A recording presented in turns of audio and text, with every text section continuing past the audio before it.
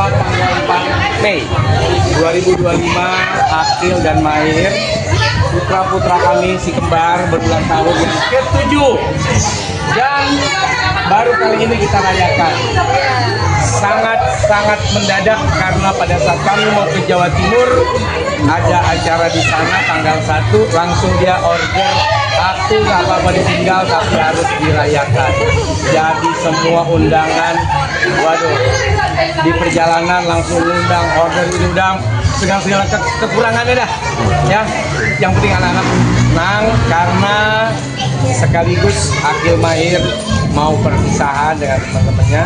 Rencananya Juli ini dia berdua akan mondok pesantren di Jawa Timur. Ini Mahir yang minta apa seperti apa Ustadz? Yang minta dirayakan juga apa? Ya, jadi Akil Mahir yang minta. Jadi dia bilang gini, aku pengen sebelum pesantren aku pengen dirayain dulu, sekaligus aku mau pamit sama teman-teman sekolah karena di awal tahun ini insya Allah si kembar akan mondok di pesantren Jawa Timur. Berapa lama Pak Ustadz mungkin mondoknya? Ya bertahun-tahun ya. Semoga betah. Kita berharap dia betah. Dia kan baru mau kelas 2 SD ya. Ya mudah-mudahan terus sampai dia yang sampai SMA. Permintaan anak. Temanya apa ulang tahunnya kalian? Tema kita hari ini. Temanya biru langit. Biru-biru nih. Pokoknya cerah ceria. Temanya kosmos. Kosmos nih. Temanya kosmos. Kosmos itu arti alam semesta. Makanya biru-biru langit selalu mewarnai pada hari ini. Anak-anak memang sudah permintaan sendiri untuk ke pondok apa gimana gitu? Ya sebenarnya awalnya mereka minta, terus sempat juga masuk kelompok di sini, jadi ini tuh sampai kelas ya. Mereka itu sampai nggak mau pulang gitu, terus mereka belajar ngaji seperti menyadari bahwa kalau di pondok terus pondoknya bagus gitu bisa membawa orang tua ke surga. Jadi dia lagi punya kesadaran. Ya tapi kadang-kadang on off ya. Kayak sekarang pas udah mau masing-masing, aku nggak mau. Kemarin mau, sekarang kamu, tapi anak-anak lah, jadi kita cuma mengarahkan aja ya kalau dibawa semoga mereka senang. Kenapa pilihnya di sana di Jawa Timur? Ya kalau di sini gini, kalau saya pikir jauh dekat kan kangennya sama, jauh dekat kan nggak bisa ditengok juga. Jadi daripada dekat dari tengok, ya kangen juga sama sekali yang jauh gitu saya bilang. Ya mudah-mudahan kalau di sana kita juga belajar untuk menahan rindu dan anak-anak juga belajar untuk selalu berusaha hidup mandiri lah ya gitu. Walaupun kita tetap akan besok, jenguk, kita tengokin insya Allah paling tidak kan seminggu sekali mungkin awal-awal, lanjut sebulan sekali. Ustadz kesiapannya seperti apa? Karena kan sempat gagal ya waktu itu ya, maksudnya buat mondok gitu. Sekarang Itu Sultan. Itu Sultan. pertama. Ini yang kedua dan ketiga. Ya antisipasinya seperti apa nih? Ya tentu saya April hanya bisa berusaha, anak-anak juga kita coba merayu dan bisa kita bawa ke pesantrennya dan mereka happy ngelihatnya, happy, rame, baik-baik di pesantren. Udah ketemu lah dengan teman-teman walaupun cuma satu malam saja di sana waktu itu, memperkenalkan ini loh tempat kamu nanti, dan antusias lah si kembar ini. Nah jadi insya Allah Juli kalau tidak ada halangan kami kuat, anak-anak kuat.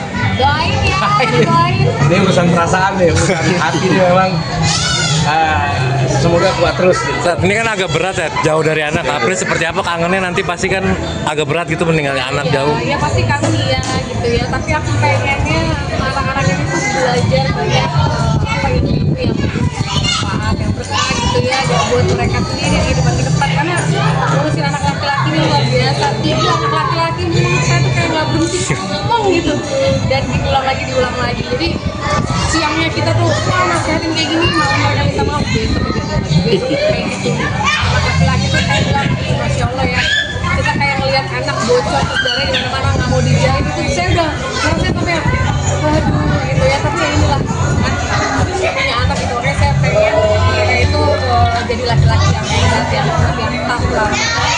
Yang kemarin kayak saya bilang, Artinya mengarahkan ke dakwah atau melihat potensi anak untuk belajar untuk mendakwah juga Pak? Saya dan April tidak memaksa harus jadi pendakwah, tapi paling tidak apapun kelak besok mereka ingin manfaat, mereka tahu jalur, mereka tahu jalan, mereka melangkah semuanya sudah punya rambu-rambu dan informasi informasi yang mereka dapat sejak dini. Dan itulah PR kami sebagai orang tua, menyadari dengan segala kekurangan kami, baik waktu, tenaga, pikiran terhadap anak sendiri.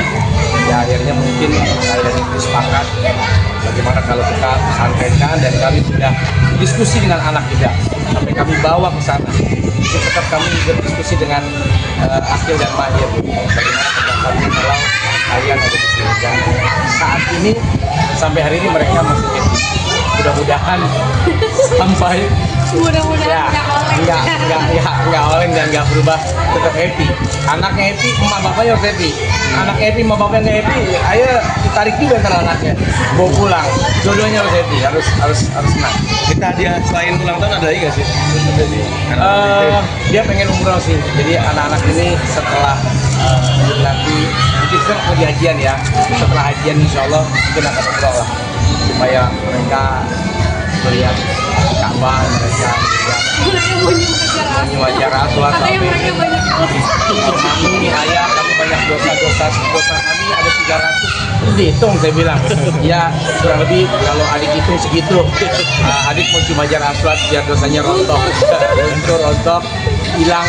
Pokoknya anak kecil ini berdua menggemaskan, kadang ya namanya anak-anak yang belum terwujud lah. Semoga terwujud. Tapi Pak Ustadz memang dari sejak dini diajak Pak Ustadz untuk berdakwah, jadi dia mungkin melihat kebaikan dari berdakwah seperti apa mungkin Pak Ustadz? Saya tidak pernah pokoknya saya nggak pernah kamu harus jadi ceramah atau jadi dai atau jadi kiai, enggak. Saya cuma bilang gini, kalau satu waktu nanti kamu pintar, bagus agamanya, kamu pesantren, insya Allah ayah dan mami akan bikinin kamu pesantren. Nanti pulang mondok kamu jadi pengasuh, jadi kiai, jadi ulama yang punya santri juga. Nah, kalau kamu pengen jadi pengusaha, mudah-mudahan ayah mami juga sedang berusaha.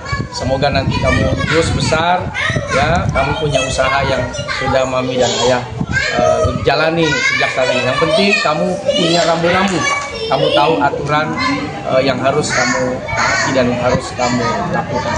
Hanya itu yang bisa saya dan istri berikan gitu. Selebihnya biar Allah yang mengatur. Tetapi seneng nggak sih anak maksudnya masih kecil sudah kepikiran gitu pengen ke pesantren juga, seneng nggak sih maksudnya bisa? Banget. Kalau saya dan April ada prinsipnya nggak tega ya, kesian gitu. Tapi saya bilang, jadi diskusi pertama yang paling banyak adalah saya dengan istri, dengan April nih.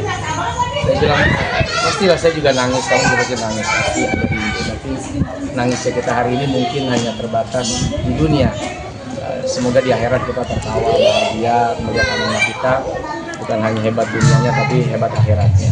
Tapi kalau kita tidak mau menangis, menahan rindu dan kesedihan karena berpisah dengan anak atau pesantren, nanti kita bisa jadi akan dipisahkan oleh mereka karena mereka tidak mengerti bagaimana mencintai kedua orang tua. Jadi diskusi saya panjang sama April.